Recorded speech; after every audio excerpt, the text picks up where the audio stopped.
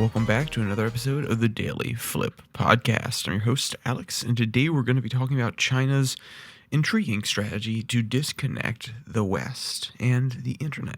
I know, that sounds really maniacal, but the point being, they do have a strategy, and they've been implementing it as well as their allies in Russia. And of course, we will end today with our daily delight, a story meant to leave you feeling positive, ready to take on the day. But that's enough rambling from me. Let's jump into this story that comes from the Free Beacon. Just kidding. If you're a longtime viewer, you know that we always ask the daily debate. I wanted to spice it up a little bit this time. So, the daily debate: is China the new Russia? And more importantly and more accurately, is it the new USSR? We have been pretending that we're gearing up for a Cold War for quite some time. And I say pretending, it's mainly for propaganda purposes, or at least for focusing purposes, in that we're providing a alternative enemy that we can rally behind or against, that we can use to rally behind the flag. And that is not to say they're not a legitimate threat, but there are some times that the China problem is overblown. Now, as you've known, if you've made it this far and you've already listened to some of the previous podcasts, I am not a China fan. I am a China hawk. So maybe take most things I say about China with a grain of salt, because I think they pose a very interesting, no, that's not a useful word, they pose a very specific targeted threat to the United States on an economic front, especially because of the industry that they have developed, similar to one that we posed with Britain after the Industrial Revolution. And that's not to say that it has to end badly. I mean, Britain stayed on top of the world for another 50, 75 years, and we chugged along. We were able to take up a big position as basically the banker of the Western Alliance, and we were able to come out on top and basically be the hegemon after that. After the Soviet Union fell, we were definitely the hegemon. There's no doubt about that. It depends on whether or not you think the Soviet Union was a paper tiger, whether you describe U.S. as a hegemon earlier on. But the point being that the Chinese are particularly placed to do similar things because of their manufacturing capabilities, because of their ability to tailor their entire industry towards one goal or another.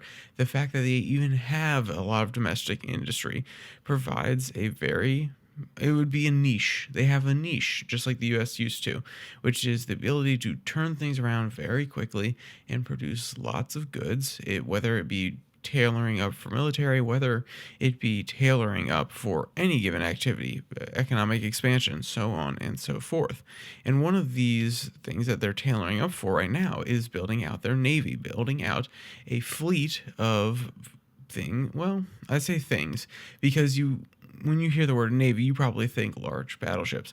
They don't have an aircraft carrier like we do. They bought an old one that is more of a ramp than a propulsion system that is powered by the giant metal rope that is pushing these airplanes off the aircraft carrier very quickly. So the point being that they may have a large navy, they have the largest navy in the world. That doesn't mean that all of their ships are up to snuff, but the point being that they're able to tailor their entire economy in order to be ready for that. And that's really important when they're trying to put together this little scheme that the Free Beacon talks about today, because it's not just we need to sanction them like the US does, or we need to restrict the different types of things we send them that help in the infrastructure battle on the internet side of things. No, no, no, no, no. They are quite literally dragging anchors across the bottom of the ocean in order to directly affect the infrastructure, the physical infrastructure, not the digital infrastructure that we and other Western powers have put up over the course of time. Quote, around Thanksgiving, a Chinese ship dragged its anchor across 100 miles of the Baltic Sea, severing other seabed internet connections. And earlier this month, the Taiwanese Coast Guard ran down another Chinese-owned ship that sailed over one of the few cables connecting Taiwan to the rest of the world just before it snapped. End quote.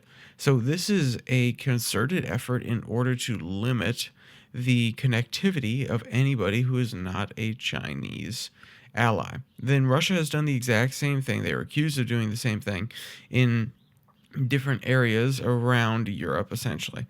And this is a practice which, while I wouldn't say that it's the end of the world because we can always lay new cable. It is highly annoying, and given the large amount of overhead for laying these cables, the large amount of money they have to spend in order to do it, it is a practice that, if done regularly, could very well not be worth the cost.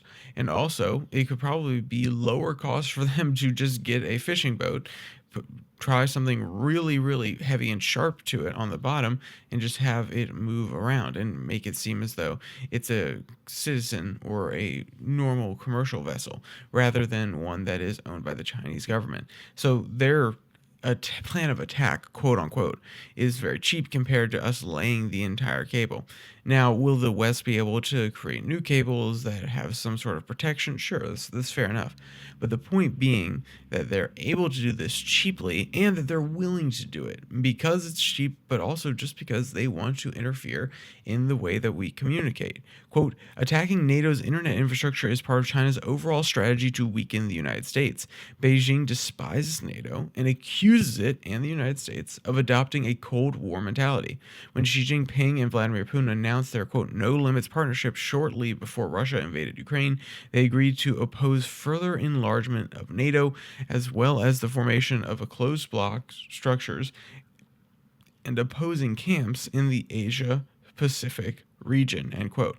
And that last part is basically saying we're not going to create any sort of quad, or, and if you don't know what the quad is, it is Australia, India, Japan, and the United States forming basically an alliance in the South China or South Asia area in order to hem in China and make sure that their influence is not too high.